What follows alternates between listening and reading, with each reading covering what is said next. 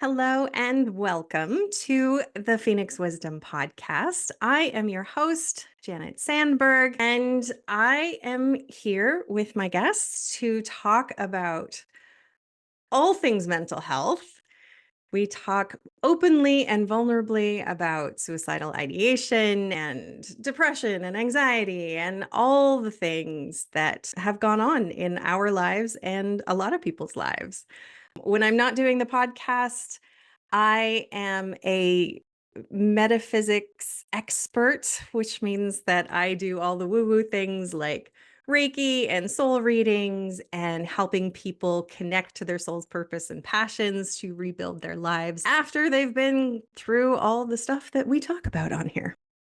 So today we are welcoming our guest, Katie, all the way from Wales. Thank you for being here, Katie. Thank you for having me. I'm excited to hear your story. But first, tell us a little bit about yourself. Okay, so I am a mum. I have two, I was going to say children, but they're more like teenagers now. And then I also have a husband, and I call him my third child because ooh, it feels like it sometimes.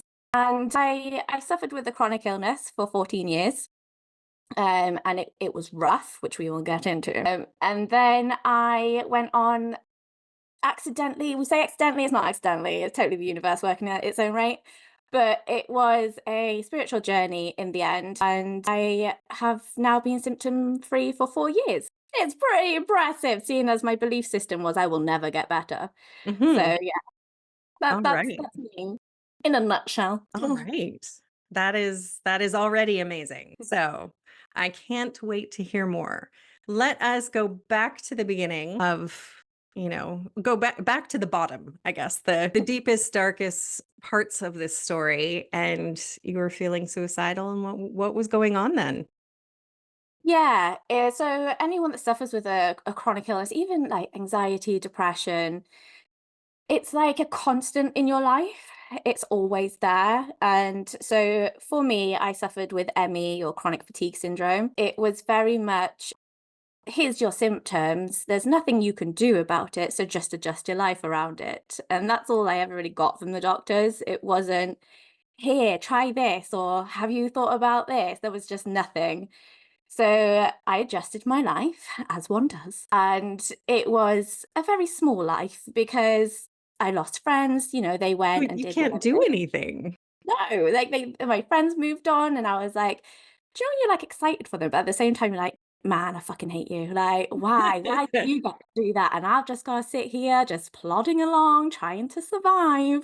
So yeah, so it was hard. It was really hard. But I did like about 7 years where it was just always like that. The fatigue, the pain, it was a constant. And then I had two kids as well. So they were like, oh, like 2 and 1 when it really started amping up with the fatigue. Oh my God. So it was hard. Like Because it's not hard enough having a 2-year-old and a 1-year-old. I It'll just take like now you. I'm like, how did I do that? I don't think I could do that now. Like it's so bizarre how your body takes over to Mhm. make sure you survive. Like Yeah. that is the goal.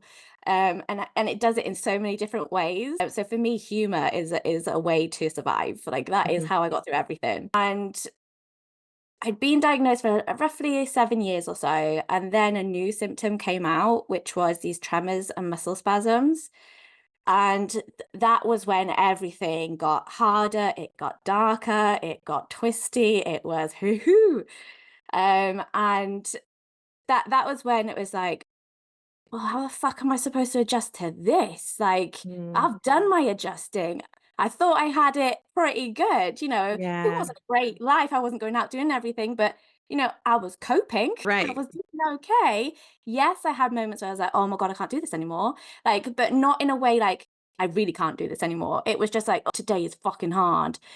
But once the tremors started and the spasms started, it was like the way to explain it is like somebody having an epileptic fit, but I'm fully aware and fully awake. Oh my God. Yeah, so That sounds awful. it was I was like, "Can I not just black out for this?" Like, it would just be so much easier to come back around. I'm like, "Hey, it's stopped now." But no, I had to experience it all. And it was hard because of it was so my kids were still quite young at that point when they started. I think they must have been about 4 and 3 or 5 and 3 sort of thing. And, my husband had to take on a bigger role in, Mhm. like he thought he did a lot anyway. Did he get a shock when he had to really do stuff around the house? He was like, "Kate, how'd you do the washing machine?" I was like, "You press play." So, it was hard all round, and then I couldn't take the kids to school and stuff. My husband had to fit that into his day. He worked full time. There was just one day when my legs fully went because I was trying everything to be like, "No, it's gonna go. It'll go. Don't worry. It's not gonna last long. It'll be fine." All those things. Mhm. But my body just was like, "Will you just stop, please?" But I was still trying to walk, like, even though, like, I'd be shaking and all this, but I'm like, "No, I'm fine." This is what I told myself all the time. "You're fine. You're absolutely fine. You're doing well." But they just stopped working. Like, they were just like, "Nope, not today." And I was in the house on my own, and I was just like, "Shit, what do I do?" Like, I'm sitting on the kitchen floor, and I don't know what I'm supposed to do. I don't know how to get from here because anytime I tried to move it, all my body started to spasm. And that was like the first time it done all of it. And I was like, Oh. how do I survive this? Then I was like, oh, can I do this? Can I do that? Do you know when you try and like problem solve? I was in that phase of mind. And then I was like, oh, where's my phone? Where's my phone? And I was like, oh fuck, it's on the kitchen like top. So I managed to get that. And I was like, I'm gonna have to ring my husband. But the part of me was like, I don't want to ring him because if I ring him, it means it's real. But I'm also, admitting defeat. yeah, I was like, also, if he comes in and like it's all gone, like he'd be like, well, the fact you're just lying. You just wanted me, like I was like, it could because it could Mm. it could just go away by then. But after waiting a bit and it not going away, I was like, okay, no, I'm gonna have to suck it up and I'm gonna have to ring him. And he walked in, he looked at me, and we both kind of went, yeah, I don't know what to do. And we're both at this time where we weren't able to speak about our emotions at all. Like Mhm. humor, sarcasm, that's how we got through life, our relationship, everything. So we're just like, look at you. I'm like, oh no, look at me. So then he just like, he scooped me up, proper like knight in shining armor situation. Oh. So even though it was all going to shit, a part of me was like, oh, this is so nice. But the tremors and the spasms just kept like going. And it was like, so then this went on for quite a while where it was like 5 minutes at a time. And then it would kind of die down. And then it would like, I move and then it would start again. And it was like that for oh, it went on for a very long time, years in the end, Oh my but it was god. You must have been yeah, exhausted. so exhausting, I cannot tell you, and it would happen when I was sleeping. So my husband would tell me the next day, "Oh, you had a rough night." I'm like, "Did I?" Like, I didn't even know You're what just so tired, you just slept through it.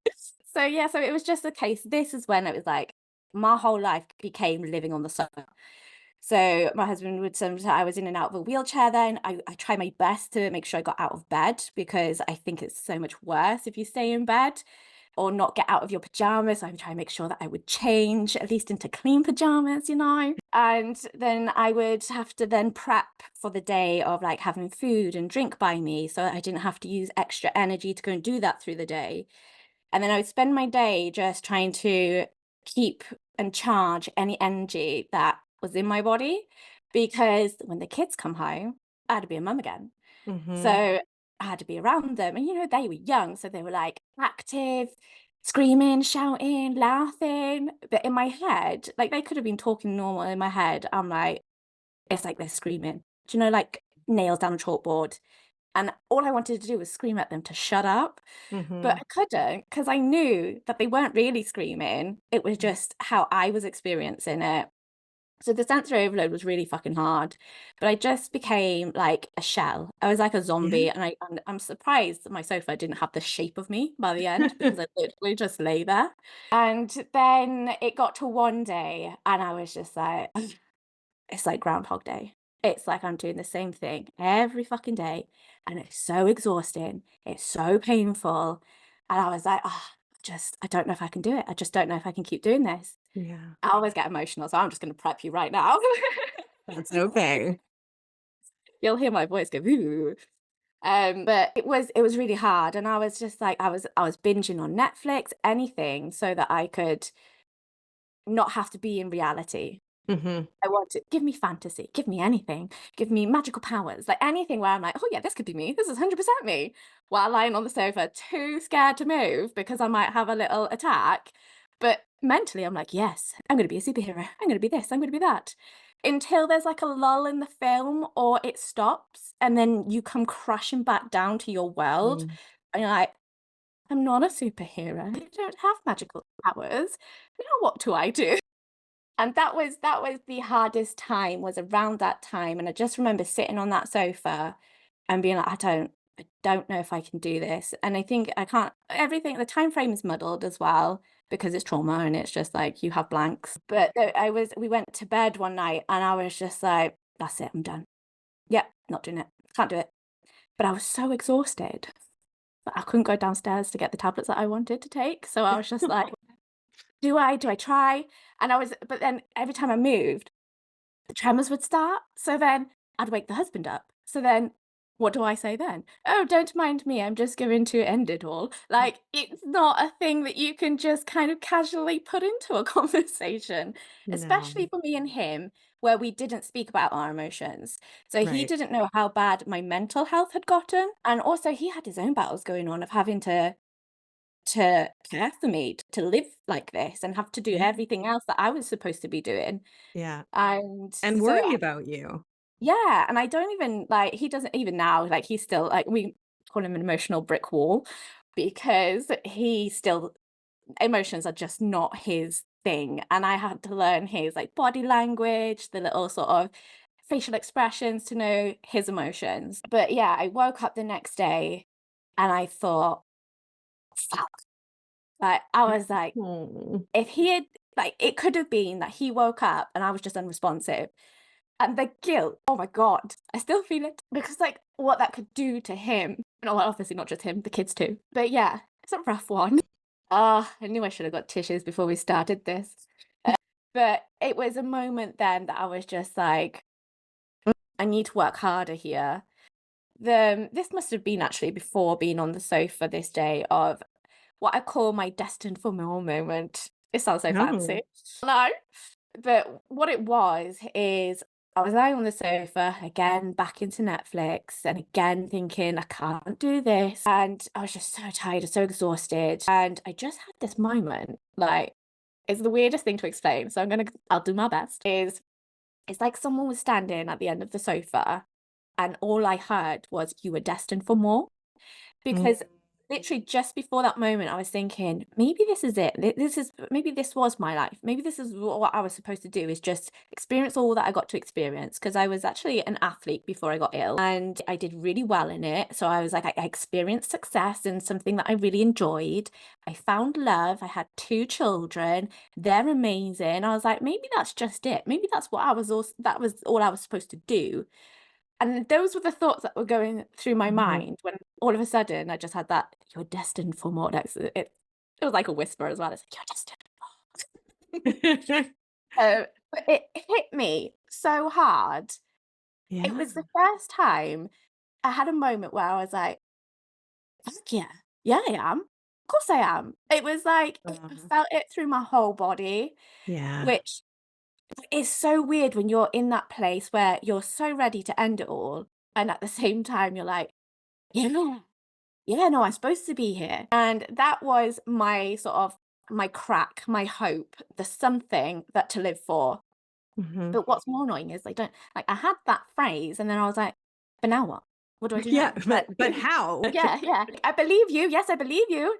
But now I don't know what to do with that. And that was a hard one because Yeah. I was ready for something more. I believed it so much throughout my body. It was almost like a moment when my body like fully relaxed for Mm. just a second to feel it, to know Mhm. it, and then it all came back.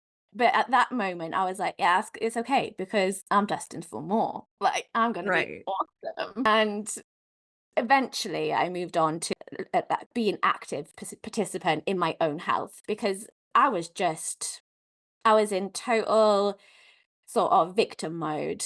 And I was happy to live there because that's all I knew. It's Mhm. all I experienced and it's all I was told I would be.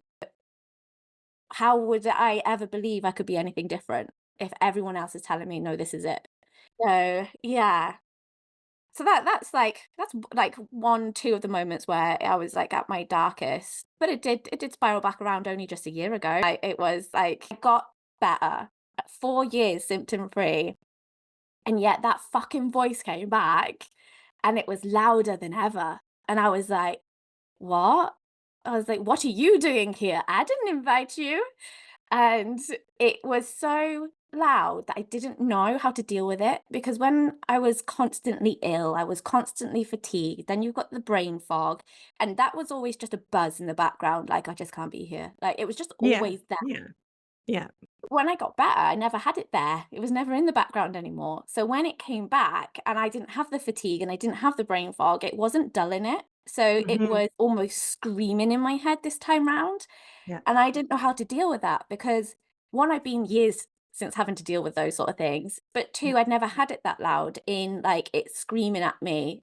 So, like, almost like a sort of like a whooshing, sort of constant sort of pulsing. Yeah. And my answer to that was to start reading books, which I didn't really do. And they were all like fantasy smutty books, just as a way to dissipate. Again, it's like the Netflix. I was going into Escape. it, Yeah. and every time I finished a book, I was like, well done. I closed it and I was like, oh no, oh no, I need another one. I need another one. I did like 14 books in like a month. And I Oh was my like, who the hell am I? Like, I never do that. And it was because I was doing everything I could to escape the voice, because if I'm reading, yeah, that voice you can't can't come think at through. the same Yeah. time. Yeah. Yeah. So I was like, okay, I can make it go away, but I wasn't actually actively doing anything about it. So when I stopped, it came crashing back down, and almost worse, because it was like I had that break and then it's like, Mhm. oof. And this is the progress that I'd made from that time of being on the sofa and the destined for more moment to last year. Is I now know emotions. I know how to label them, because I didn't know the Amazing. different ones, but I knew how to voice them, which was so different. Mhm. So I was experiencing all this, and I said to my husband, like, the first time ever. So we've been together, what was that, about 15 years at the time. And I finally said to him, I am not okay. He's like, what do you mean? Because of my husband, what do you mean? And I was like, I'm so bad in my head right now. I was like, I don't want to be here. I just don't know. I don't want to be here. I just want it to go. I just want it to end. I can't do it. And he's like, and for him, that is so hard, because of, he doesn't know, again, how to express his emotions. So he doesn't Mhm. know how to deal with it. So what I gave him was way too much for him to be able Right. to deal with and process and then be able to help me. Mhm. So I could see him as well, like, trying, like, mentally, like the problem solving. You can see all this going on. And I was like, he doesn't know what to do. He doesn't know Mhm. what to do. So it was almost like I was trying to ask for help, but I asked somebody who didn't know how to give help. But Right. the fact that I put it outside of myself meant I finally had control back. It was Yeah. like I finally had something, and I named it and I put it out there. So then what am I doing about it? Like, so I was like Googling places I could maybe check myself into and all this sort of stuff. I found it really fucking hard because of where my head was. I couldn't really make decisions for myself in that Mhm. space. But all my head was telling me was run away, run away. And I was like, okay, as much as I would love to run away right now, I do I have was a like, couple of responsibilities. yeah, I was like, I don't think this would serve me in the long run. And I know better than that now, because the old me probably would have run away at that point, I reckon, if I hadn't done all the work in between. And then I was like, okay, what can I do for myself where I can run away in a way, but I'll be coming back? So Right. I was like trying to reframe it. So I was like, okay, we are coming back, but I just need something.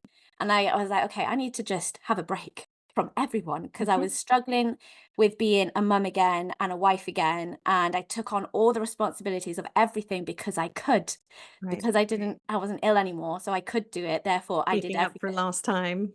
Yeah, and then I was like, "Okay, I can't do this anymore." I was like, "This is too much. I can't do everything." And that is what I needed to realize and recognize for myself. So I took myself away for 4 days, just booked somewhere, and it wasn't even that far, just in case something went wrong in the house and I had to come Mhm. back. But it was a place where I could go, just me, and I didn't have to worry about anything like, what I was going to cook for dinner, having to like wash everybody's like dishes and clothes and all those sort of things. And it was the best thing I gave myself because in that space, I made a promise to myself to show up for myself and to actually Mm, figure out what was really going on. Because I've done the work over the years. I know how to show up for myself. I know there's more to what is actually being sort of coming out in the symptoms and the way that I was feeling, but I wasn't doing any of the inner work. I wasn't doing I didn't want to look at it, like, because it was too much. It was too hard while doing everything else in the house. So by mhm, taking myself away, I was like, okay, well, this is your time.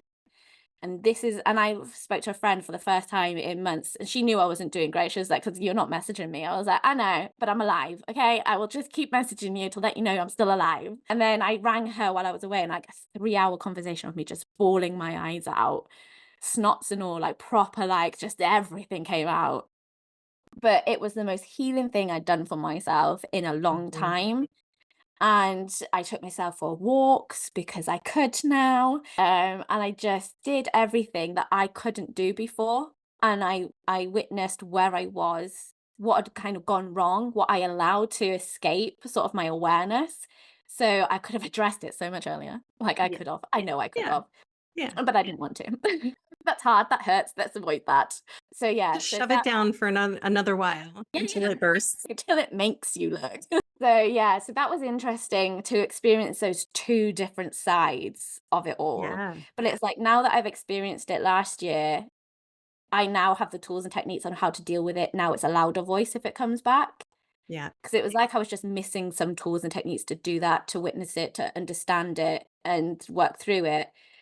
So yes, it's been a yeah. rough old ride. Yeah, yeah, it has, but you're still here. I And am you're doing still here. amazing. And there's one thing that's, I've learned from doing this podcast and talking to so many different people is that, once that voice is there, once that thought is there, they're like, I'm done. I don't want to wake up tomorrow, I just want to end it, that it comes back so much more easily.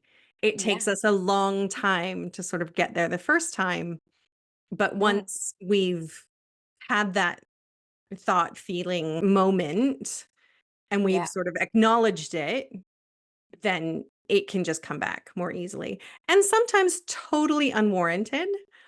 Yeah. Um, sometimes, but sometimes it's louder than ever. And for me, sometimes like it pops up in really good moments Mm, and for no reason at all. yeah. You're And like, why? then Yeah. I like to think of it as oh, we're just here to assess things Mm, and see how far I've come yeah. from the first time I had that thought. Yeah. And now it's just like, no, like, and it Yeah. comes back and it's like, "Oh, I don't even wanna be here anymore." I'm like, "Wait, yes, I do. Yeah. And then it's Yes, like I and all do." the things and the reasons why you want to Yeah, still be here. And the reminder of, no, you've overcome this before, so you know you can do it again. Like that helps. yeah. But for me, It's like still last annoying, but oh my God, so annoying. Like, fuck off. Like, I've done this work. Like, why are you making me do it again? But last year, I remembered that I had a functioning body and I was like, oh, I can go for a run because I've heard so much good stuff and studies done on exercise while feeling depressed and things. Mhm, And I was like, I've mhm. never been able to do that before. So I got back into running for the first time in years and it helped so much. I was like shocked at how well it helped actually. I was like, "What? Just a little run?" And I feel that much better for 3 days. It lasted before I Wow. started to feel the dip again. I found that fascinating. So it's almost like I had to go through that to be able to get the running back because I wouldn't Yeah, have thought about to it before go otherwise. reach the next level. Yeah, yeah, get me out of Yeah. comfort zones. Uh-huh, uh-huh, that's what it did. So what did you do to let's go back to the chronic illness part. Like, now Mm. you're 4 years symptom free. Like, what did you do? How did Oh you my do God. that? Did so much. What you do? Easier. Um, no, I started so after that moment on the sofa, I was on Facebook and I followed this lady that had made memory blankets and stuff, and I was making silver jewelry at the time. So, Okay. and she'd mentioned that she had ME, and I was like, "Hello." I have that too. And then I started a friendship with her, and then I ended up in Facebook groups and everything, and she was running one of them and all this. And then she started doing like nutrition and taking these supplements, and I watched her. I totally stalked her. I was like, okay, let me just see what happens with you before I decide that I might try Yes. it. Yes. Sorry, what does ME stand for? God, myalgic encephalomyelitis. All right. I know. That's why we just go with ME. Yeah, yeah, definitely. Okay. Continue on. Yeah, so I was following her and she started doing better. And I was like, no, no, it can't just be that simple. Because it was literally like fruits and veg in a capsule, just dried fruits and veg. And I was like, what? What is this? And I was like, it can't be that easy. No way. And I was watching her and she was doing so much better. And I was like, how, what? So I was like, oh, fuck it. I'm at the point now where I will try anything. It can't hurt, I right? yeah, I said I was going to do something for myself. So this is it. And I was, like, expecting it to take months before I'd feel anything. Within a week, I was feeling, like, better. Like, there was a bit more Huh. energy, my pain started reducing a bit. Even the tremors weren't quite as intense, and I was just like, "Ooh, interesting." So I was like, "Why? Yeah. Why why is Yeah. this working? Why is this so thing?" And I went down, like, the whole rabbit hole of nutrition. I was like, "Why don't doctors tell us this? Why are we not taught about this?" Yeah. I cut dairy out of my It's a diet, whole nearly. different podcast. Yeah, isn't it? And, my pain nearly went entirely just from cutting dairy out, and I was like, "Are you Mhm. kidding me? Is that all I had to do? I've been suffering with this pain, and that is all I had to do." And I just kept learning about nutrition and stuff, but then it kind of progressed then into, like, mindfulness, meditation, then yoga. um I was still very, like, up and down, in and out of wheelchair and things like that, but Mm. I'd been bedridden for about 3 months. I was back living with my mum. I was a yo-yo of living with my mum and back and forth, like, I Mm. was like, "Mum, I can't cope, I need to come back." And after 3 months, I started on, some new medication, which really helped with the tremor side of stuff, and then I was like, "Well, okay, what can I do now? Like, if I'm able to get around a bit, is there something I can do?"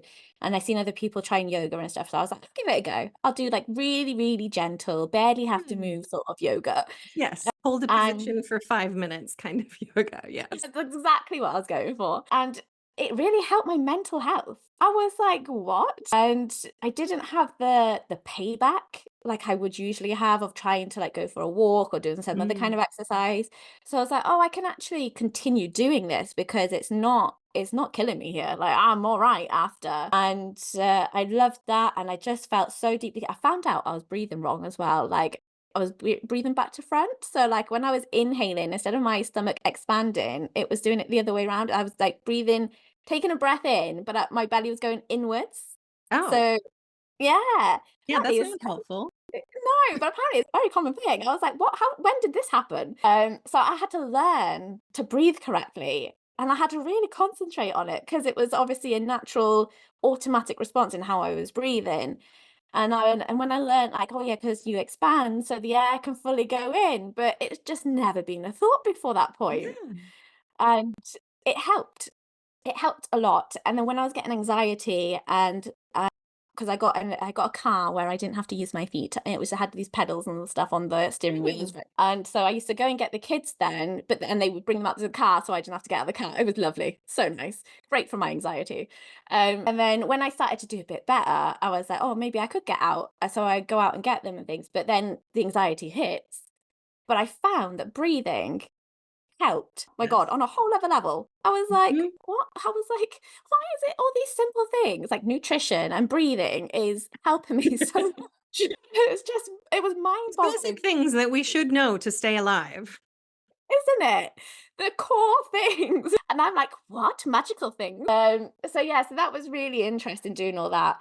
But then I went down a completely spiritual path of like tarot cards, oracle cards. I've since designed my own oracle decks. I am obsessed. I love I love cards. them too. Yeah. I say the cards never lie. They don't. They They don't. don't. They don't. They will call you out on your bullshit as well. I'm like, I don't want that card today.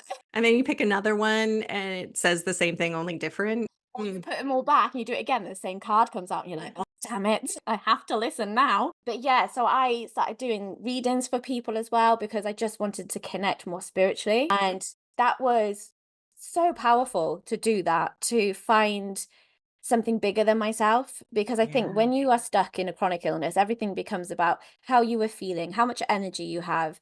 You've got to weigh this and weigh that. Can I wash my hair today or should I make dinner today? Like it's one or the other. And it was like the first time I was expanding outside of myself. And I was like, there's possibilities of something here. And it was like a faith of, and it's like, I don't have a word that I kind of resonate. It was just faith, Mhm. universe, like divine. That is where I felt safe in. And I was like, okay, this is cool. What else can I do? And I was doing a lot of meditation, and that was so healing. Like, I felt like, because our bodies know how to heal. Like they Yes. know how to do it. We just got to give it the opportunity to be able to Yeah. do that. And I finally gave into that. And I would let myself go on these journeys and not force anything, and they would just take me to certain areas of my life that I would have to, like, heal or deal with, Mhm. and I would cry so hard because it was just everything I'd kept locked up and put away that I'd never looked at, never dealt with. It was like it was these meditations where I'm just literally lying on my bed, eyes closed, proper chilled, and I'm healing. Like, again, simple, so fucking simple, and I loved it all. And then I went into Reiki, so Mhm. I did a meditation, and I was like, "Oh, what's my next thing? And where am I going? What am I supposed to be doing?" And I just had Reiki come into my head. I'd never heard of it. I had to Google it. I was like, "What was next?" Like it was weird. I was like, "Okay, this sounds cool. I will give this a go." So I found someone to train in it. I didn't experience it first. I went full on in and trained in it first. And it was the first thing that I had where my body could relax. And it was like, Mhm. oh, is this what relaxing is? Is this what my muscles are supposed to do? Because they were so tense all the time. Yeah. My relaxed state would be somebody else's tense state. Like Mhm. it was just always like that. And so yeah, so I learned Reiki. I loved it. I started putting that into my business because I started up a business with the readings and stuff. Yeah. But I was so obsessed with Reiki that I was like, no, no, I really want to do this more. And then I It found out does I was, that. yeah, doesn't it? It just like, it was like, who, hello, you'll love me. And then I was learning more about tuning into people's bodies then, and I was like, "This is really cool," where I'd pick something up and they'd be like, "How do you know that?" And I'm like, "I don't know, I just had it come to my head, I have no explanation." And they'd be like, "I just don't know how you could know that." And I'm like, "I know, I don't know either, but I'm just telling you what I Because had." energy tells stories. Isn't it? And it's just, oh, I love it all, and I loved it, I loved learning all that, and I was like, "What else can I do?" Because that's it. Once you get one thing, you want more Yep. all the time, because I was like, "Oh, I'm feeling a little bit better." And I was still very up and down at this point, but it was still mentally then and emotionally, I was doing better, Mm. even though physically not always. And it was, again, it's that hope growing, and it's Yeah. getting burning a bit brighter. And you're like, "Oh, we've done so well. I wonder if there's more." And I ended up doing sound healing. And Beautiful. I'm so obsessed with sound healing. Like Mhm. I weave Reiki into my sound healing. I Of just do it course. together because I'm like, it's not one, it's both. Like it's all energy. Yeah. So to me, it's just putting it together and letting it do its thing. Like I haven't got Mm. to, I'm not doing it. I'm just holding this space for you. Mhm. And I love it. And I loved, for me, the reason I fell in love with sound healing and it took root so deeply because in the training, we were doing like I was learning all the different instruments, and then we were doing the gong one on like the third day. I was really tired. I was starting to struggle, and we had to lie down. And I was like, "No, I can feel tremors like Oh, starting no. to come up to the surface." I was like, "Oh my god, this could be so embarrassing in front of all these fucking strangers. What am I going to do?" And then this lady, the student, was coming along with the gong, and it just all disappeared. And that's never happened. Mm. I'm lucky if I know that they were even coming, like, 'cause normally it just come out of nowhere, but Mhm. occasionally I have an idea, it's like these sort of, like, this tingling, like ants, like, crawling over you, sort of sensation of, like, pins and needles, it's horrible, and it never once it got to that point, there was no stopping it Right. normally until the gong passed me, and it just disappeared, and I was like I'm lying there trying to be all zen, and I'm like, "Oh my god," and I was like I couldn't believe it, and then so that's why I became so obsessed with the sound healing because I was just like, "Tell me more. How is Yeah. this doing this to my body after so many years of suffering?" And then I went down the NLP route, which was like Mhm. neuro-linguistic programming and the mind. Body And this, connection, mind body yeah, energy connection. I'm Yeah. obsessed. I went to the training, and after the first day, I started seeing myself differently. After the second day, I was symptom free. My symptoms are gone. Yeah. And Wow. it happened after doing the belief change within the NLP. And it was just something is so hard to explain, as in the feeling of it. And Mhm. then after, so it was about changing the old belief, which my belief was if I overdo it in some way or another, I'll be poorly in some way or another. 'Cause that's what your experience taught you. Yeah, and that's Yeah. what, and also it's what I was living in, because obviously my family got to know how I reacted after doing certain things and things like that. So they'd be like, "Careful, Kate, you don't want to overdo it." So it's Mhm. just reinstilling that belief that yeah, if I overdo it, I will be poorly. I wanted to change that belief, and she was like, "You can change it to whatever you want." I was like, "I'm invincible." But that's what I want. I was like, "I'll change it to that." I cried while we went through. It's literally changing the picture in your Yeah. mind. All it Yeah. was. Just 20 to 30 minutes is all it took, and I never had them again. And I was like, "Is that all?" I do think it helped that I've been doing a lot of stuff beforehand to get to that point, Absolutely. because it's like, yeah, I can believe in something different because I've already proven something. Even though I Yeah. hadn't been fully well, I definitely improved. Um, Yeah, and but working away at those outer layers. yeah, To be able to do that deep work, you have to kinda yeah. get rid of all the other stuff first. Yeah, yeah, all that shit lingering. And then so I thought, "Brilliant, that's it, I'm good now." After 2 years, like, 2 it took me 2 years before I fully believed it, because I was like, "Nah, it's gonna come back." And I was like, Mhm. "No, Katie, it's not."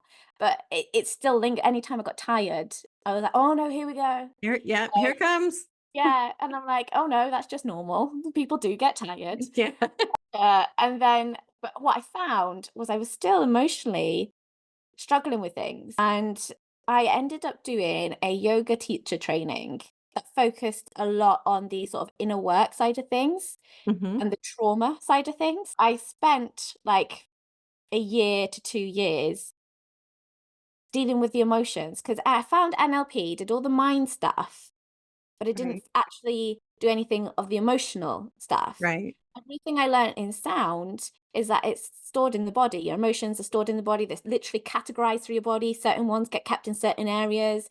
Like, I knew all this, and yeah, I hadn't even looked at my own emotions after right. all those years. I just got better, and I was like thankful, and Cool. that was it. So I went on a journey of really undoing all the trauma, and I like looped it all back, which we also kind of knew in my family that it linked to my dad and the divorce. But it was my dad had an affair, but it wasn't the affair that it was the problem. It was the fallout in the house after. Sure. So that is what the trauma was. But also my dad was in the army, so it was very drilled into us to behave, be good. Mhm. There's consequences. You cannot lie, all that sort of stuff. So what he taught me was like the opposite to what he had done. Mm, So mhm. therefore, he is no longer the person that I idolized, and he was no longer the person. It was no longer the beliefs that I held about him. So then I'm like, well, who are you? Which then was like, well, if I don't know you, then how do I know me? Who am Yeah. I? And I Shook your and it was whole like, foundation. yeah. And at that time I had like it was rough in the house of just having to deal with the fallout again. We didn't grow up in a house where we talked about our emotions, which is why I Mm, didn't know how to talk about mine. And it was just never talked about. So I was just living in this chaos, but mhm. never anything ever being addressed. So I internalized it all. I was having arguments in my mind with my parents that were never said out loud. And it was just this constant chaos. Like it was just constantly, and my mind was going into a dark place back then. And so that was my first experience of dark thoughts, really. And like you said, once you have them, they tend to appear every now and then. And I'm like, oh, I Mhm. know this. I know, but it felt like a friend at the time, that dark thought, like Yeah. because I'd never experienced it. I was 15 at the time. So it was new. I hadn't experienced that before in such a sort of deeply painful, emotional way. So Mhm. then it was like those thoughts were helpful at that time, which is so crazy, like when you think about it. Oh, for But sure.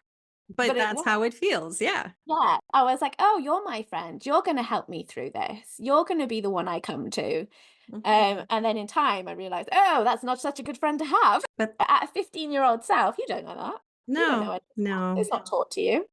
Your no. emotions aren't taught to you. Well, not when I grew up anyway. Yeah, not me either. Yeah. So I worked on all that, and now it's like I'm a whole different person. My beliefs, because everything, even when I was running my business, I was running it to please my dad, Uh, and I took me years to figure that out. I never felt like my business was my own. Even like I was always changing it, always doing this, always doing that, but it was always based because I wanted acceptance and love from him, and mm, it was just like, what? mm. Wow. Uh, it's a lot, but yeah, I tried a lot of different things, and I got there in the end. Amazing, amazing. I love it. I love it, I love it. One last question. Mhm. What would you tell people who are finding the darkness a little too cozy to help them, to give them their "you're meant for more" moment? Yeah, I would say you're destined for more. Take what I had and own it for yourself, because I do believe it. I do believe everybody is destined for more, but we're just stuck in a cycle. And when you are stuck in the cycle, it's just repeating again and again. Like we said, once you've had that thought, it keeps coming back because you start to lay the neural pathway for it. So it's an easy thought to come to. The more you have it, the easier it comes back. Mhm. So for me, I think a great one is gratitude. Again, another fucking simple one. Yep. Like, don't overcomplicate it, because when you're in that state, it's too hard to do anything, to look outside yourself and things. So gratitude was one of the first things I did to find my positives in the day. And it was like as simple as making a cup of tea for myself. Like that was my positive. Standing up, brushing my teeth, positive. Washing my hair, fucking big positive. Like it was it was all these things. But I was just trying to find, no matter how small they were, clean clothes. Like, well done me for washing those clothes, because now I've got some clean ones. Like, whatever you manage to do in a day is a positive. The fact you fucking survived the day is a positive. Again, you've got to get active in your own healing, because otherwise you're just going to keep repeating the cycle again and again. And if you're in a place where you can ask for help, ask for help. Even if it's just speaking it out to someone, so it's outside of yourself, like with me, it that was a big relief to get it out of me, Mhm. even though I was like, "Oh, no, now somebody knows how bad I am." Again, the inner voice. But it was something powerful, and looking at it in a way of, "What can I do for myself here?" But yeah, I think gratitude and awareness of that you're in that space, the awareness, knowing you're there, because sometimes you don't even know you're there. You're just living, you're surviving, and you don't even notice the difference of being happy before or being this before, and it's like a slow little slide down into this little Mhm. place of doom sometimes. But there is there is an exit. There is something more. And my belief is everybody's got hope.